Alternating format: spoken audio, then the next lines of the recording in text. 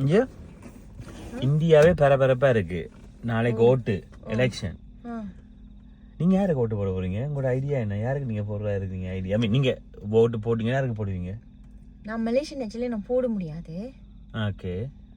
ஆனா நான் போட்டேன்னா டெஃபினட்டா நான் விஜய்க்கு தான் போடுவேன். என்னத்துக்கு? ஏன்னா எனக்கு விஜய் ரொம்ப பிடிக்கும். ஒரு நடிகனா எனக்கு ரொம்ப பிடிக்கும். அது ஒரு பக்கம் இருந்தாலும் லைக் ஒரு ஷோல பார்க்கும்போது இஸ் ரொம்ப நைஸ் மென் மாதிரி எனக்கு எப்போதுமே என்னோட ஹார்ட்ல தோணும். என்னோட ஹார்ட்ல மட்டும் இல்ல, என்னோட மைண்ட்லயும் சரி, என்னோட ஹார்ட்லயும் சரி. அவருக்கு இந்த முறை டெஃபினட்டா அவரு ஜெயிக்கணும்னு என்னோட விருப்பம். நான் யூனிவர்ஸ் கிட்டயும் அதுதான் கேக்குறேன்.